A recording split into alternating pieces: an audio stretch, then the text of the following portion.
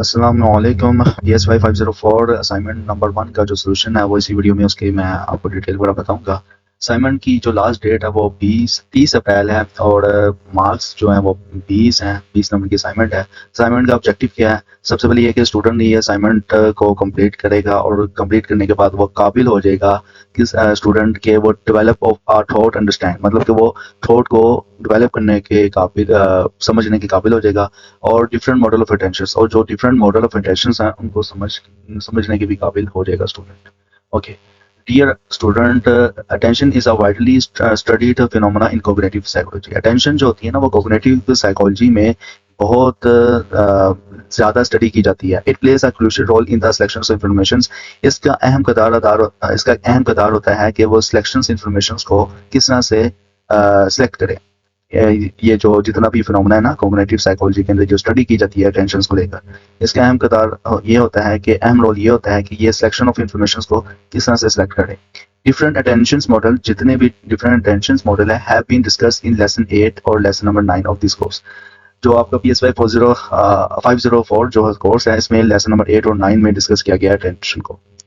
After studying those attention models your task is to, आपने जब इन lesson को आप स्टडी कर लेंगे तो आपने लेसन में जो मॉडल्स हैं इनको पढ़ने के बाद आपका टास्क ये है कि read the scenario provided in the first column of the table. ये जो फर्स्ट कॉलम है इसमें ये जो आपको सिनेरियो दिए गए आपने इनको पढ़ना है। आइडेंटिफाई कॉरस्पॉन्डिंग अटेंशन मॉडल इन कॉलम 2, आपने आइडेंटिफाई करना है कि ये जो सिनेरियो है किस मॉडल से ताल्लुक रखता है।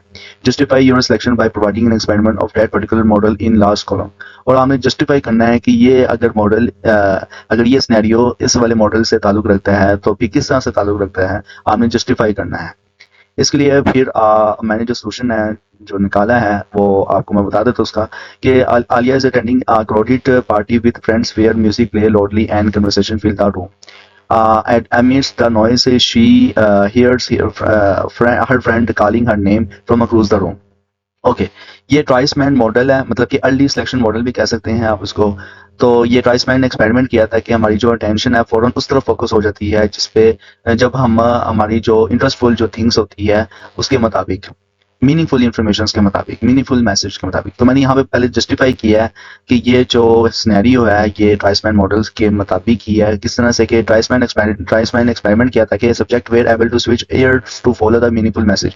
सब्जेक्टर जो होता है यानी कि सुनने वाला जो इंटेंडियर होता है वो मीनिंगफुल मैसेज की तरफ अपने जो कान है वो स्विच कर लेता है, demonstrating the capability to shadow a message based on its meaningful rather than its physical ear। मतलब कि अभी वो जाहिर होती है इस किस्म की जो कैपेबिलिटी है वो शेडो मैसेज की तरफ होती है कि किस तरह से मीनिंगफुल जो इन्फॉर्मेशन हुआ वो आपके कानों में फिजिकली तौर पर लग सके।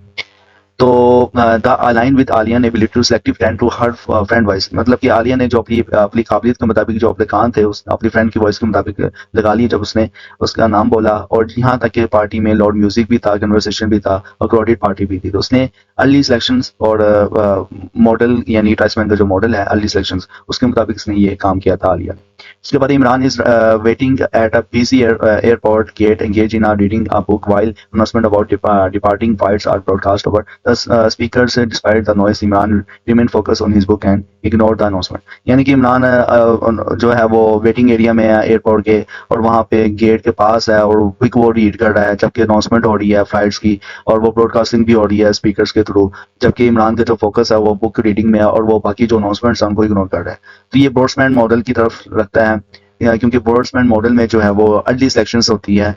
अर्ली सिलेक्शंस का जो मैकेनिज्म वो ये है कि हम सिलेक्टेड जो इन्फॉर्मेशन होती है उसी पे हमारा फोकस होता है और बाकी जो इन्फॉर्मेशन होती हैं वो पास आउट ऑडियो होती हैं और चाहे जितना भी जो है पिक्चर और लोकेशन हो या करेक्टरिस्टिक्स जितने भी फिजिकल हो ये या सेमेनेटिक एनालाइज हो कि ये इन्फॉर्मेशन फिल्टर होकर गुजरी होती है, जबकि फोकस जो होता है वो हमारा इंटरेस्टेड बेस पे सिलेक्टेड मैकेनिज्म पे काम कराता है। इसलिए ये जो सिनेरियो नंबर 2 है ये ब्रॉडबैंड मॉडल से ताल्लुक रखता है। इमरान की जो एबिलिटी है वो फोकस कर रहा है रीडिंग बुक्स पे। वहाँ में मैंने भी इसमें टाइप किया है कि इमरान की जो एबिलिटी है वो फोकस कर रहा है रीडिंग बुक पे और जबकि जितने भी एयरपोर्ट में है वो अनाउंसमेंट वगैरह सारी चीज़ें हो रही हैं। तो ये अर्ली सिलेक्शंस में आता है ब्रॉडबैंड के मॉडल में। और जबकि इररेलेवेंट जो इन्फॉर्मेशन है वो फिल्टर हो रही है जो इमरान है इसके इससे। उसके बाद इसमें Alina is attending scenario number 3. Alina is attending in various scientific topic, but she find herself zooming during the presentation. So, however, Alina suddenly become fully engaged and attentive when the speaker begins to discuss her favorite scientific theory. अब ये खानेमान capacity model से ये ताल्लुक रखती है ये अलीना, ये जो सिनेरियो है ना अलीना का, ये खानेमान कैपेसिटी मॉडल से ताल्लुक रखती है। खानेमान कैपेसिटी मॉडल के मुताबिक ये है कि जितनी भी फ्लेक्सिबिलिटी हो, आपकी जो टेंशन्स होती है वो मेंटल कैपेसिटी के बेस पर अरोजल जारी होती है, और आपके जो टास्क होते हैं उस पर आप एंगेज होते हो अपने मेंटल कैपेसिटी के मुताबिक। तो जो अलीना है वो एकदम से जो है वो एंगेज हो गई है, अटेंटिव हो गई है जब उसको स्पीकर में डिस्कस करना पड़ रहा है। तो इसकी जो फेवरेट साइंटिफिक थ्योरी है उसको लेकर वो अलीना जो है वो एकदम से एक्टिव हो गई है। तो इसमें मैंने ये पहले जस्टिफाई किया है कि ये जो सिनेरियो है जो खानेमान कैपेसिटी मॉडल इस तरह से काम करता है। उसके बाद मैंने बताया है कि किस तरह से जो अलीना वो इंगेजमेंट हो रही है इस खानेमान कैपेसिटी मॉडल के मुताबिक।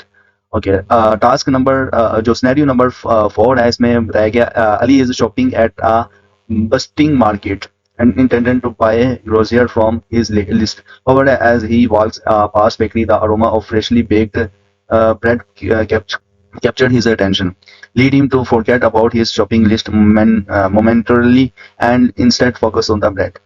अब जो अली है ना, ये शॉपिंग के लिए निकला हुआ था ब्रस्टिंग मार्केट के अंदर, लेकिन क्या हुआ उसकी जो इंटेंडिंग तौर पर वो ना उसने ग्रोसरी जो था वो गया था, विजिट किया था और लिस्टें वगैरह जो थी उसके मुताबिक चीजें ली थी।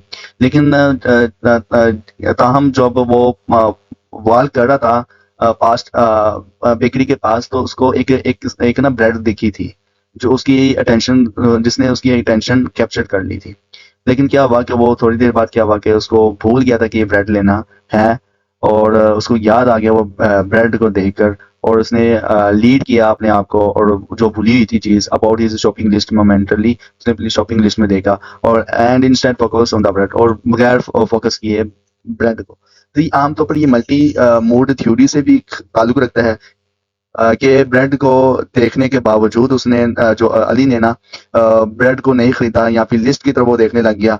मल्टी मूड थ्योरी से भी ताल्लुक रखता है, और गालिबन ये लेट सिलेक्शन मॉडल से भी ये ताल्लुक रखता है, लेकिन चांसेस है ये मल्टी मूड थ्योरी से ताल्लुक रखता है। तो क्योंकि इसमें एक चीज वाज़ेह बताई गई है कि उसने अपने आप को लीड किया उस भूली चीज की तरफ जो लिस्ट है, मेंशन है मोमेंट्री में, शॉपिंग लिस्ट में जो मेंशन है ब्रेड, उसने देखा कि ब्रेड मैंने ली है या नहीं ली, लेकिन ये वेरीफाई करने के लिए उसने फिर भी शॉपिंग लिस्ट को देखा है अली ने।